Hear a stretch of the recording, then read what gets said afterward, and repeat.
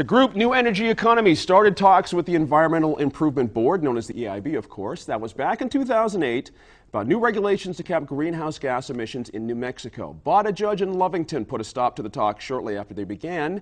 On Monday, however, the state Supreme Court overturned that ruling, setting off a pretty good firestorm and a debate on the issue. Public hearings on the proposed regulations will be scheduled for later this summer, Laura. And you, in fact, were at the Supreme Court hearing. Yes. What was the ruling based on, and who won and who lost, so to speak?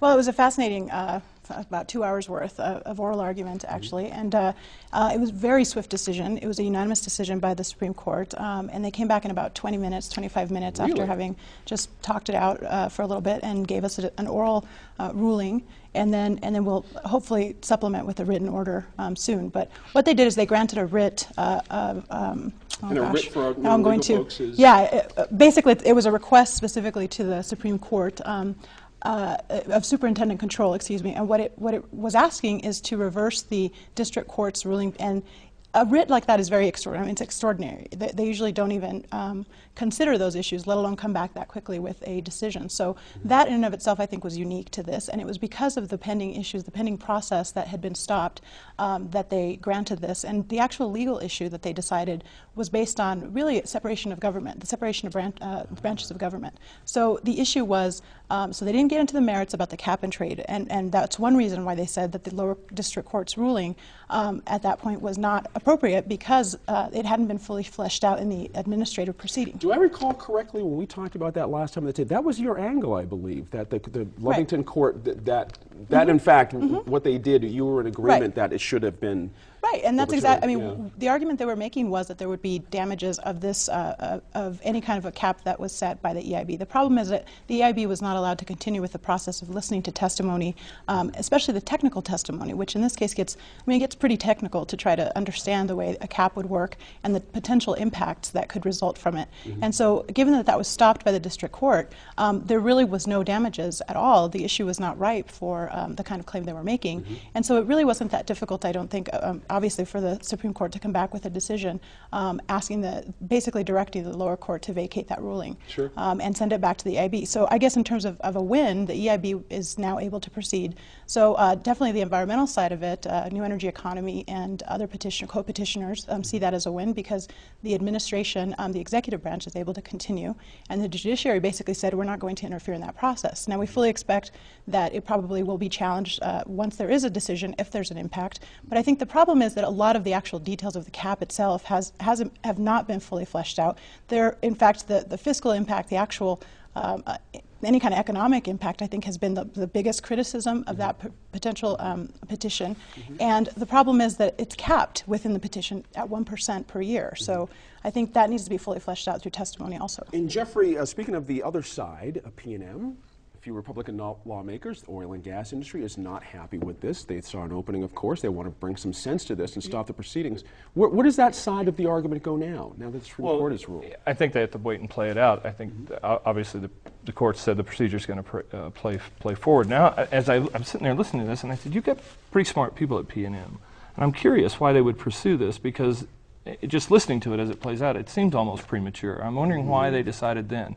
Now, what I haven't liked, of course, the typical side of it is I was reading one of the links I received, and it read like, PNM went and basically, handed the Lovington judge to be their bagman to shut this all down, and I'm sure that's not what they did. But I am very curious why they acted seemingly prematurely, because they're not dumb people doing this. None of the people involved, I don't think, are dumb. But the whole merits of what you said are wrong. You're right. There were no damages. How can you have a claim for damages when nobody knows what the damages were? So I'm really curious what this was, if this was some kind of play to raise public awareness in the oil and gas areas, to start getting people churned up about it. Sure. Because for the most part, other than activists, perhaps, it was flying below the radar. That's a good point. In fact, when we talked about this, Sophie, some weeks ago, some months possibly, we spent some time talking about the position of Attorney General King. And he was very active in this case, and a lot of folks were wondering what his his angle of attack here was on this. What's your take on where the Attorney General's coming from on this?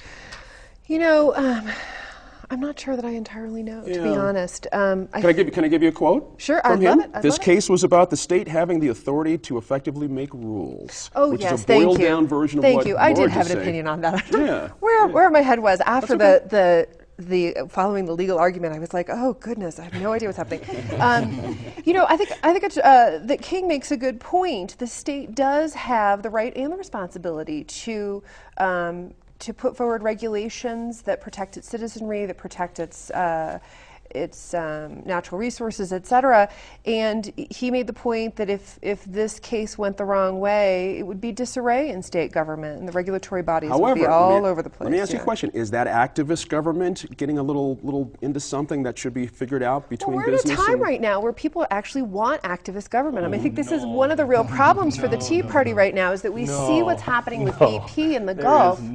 We see what's happening with BP in the Gulf. That is the and spin people are of the left. angry. And it People is. are angry. People are that angry government and has government not is gonna done change. more. Do you mind if I finish my statement? I'm not buying into that. People are angry right Go ahead, now that finish up, government Sylvia. is not taking care of it. Why has the Obama administration not stepped in? Why has this not already been dealt with? Why has it gotten as far as it has?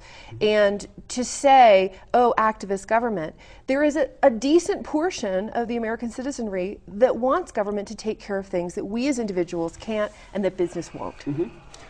Harry, the legislature said, look, we're going to create this body, this EIB, Right. we're going to task them to do this very thing, and they had this road bump, but does it change? I mean, nothing's ever the same once you go back, as Laura was Right, mentioning. yeah. So is something a little bit, a degree of angle of attack here a little bit different for the EIB now? Are they chastened a little bit? Or what do you think Well, I think that might they've got to be? be really conscious of the public debate and public concern about this issue. One of the big issues is really the merits of the case. If we look at what's going on in terms of global warming, there has not been a lot of action at the congressional level. Now you've got the New Energy Economy Group that's coming in wanting state-level action, but that really raises its own set of questions. Is action at the state level going to have an impact on not only the state economy, but also the environment of the state? This is a very different issue than, say, regulating waterways or regulating air pollution that affects communities. In some sense, it feels like what the New Energy Economy Group wants to do is to really make a statement that states and the national government needs to take a stand on this issue that doesn't really implicate the whole issues of whether this is going to actually make any difference with regard to global warming as it's experienced. Let me guys, this is a quote-heavy show. I'm going to give you another one from NEE, who Harry just mentioned, New Mexico Environmental Law Center. It's great news, is the first part of the quote. Bruce Frederick was the lead attorney, and this was in the New Mexico Independent. It was nice to hear that we still live in America. PNM and the oil companies tried to subvert the democratic process by getting a judge to violate the separation of powers doctrine and prevent the state from even considering a regulation. I think the issues were quite obvious, frankly. Jeffrey, were they that obvious? Is he totally in the right? I think he was right. I think Okay. the issues were that obvious, and I think P&M did it for a certain reason. I don't see them. You know what? To say that this government isn't activist, what is going on in the Gulf?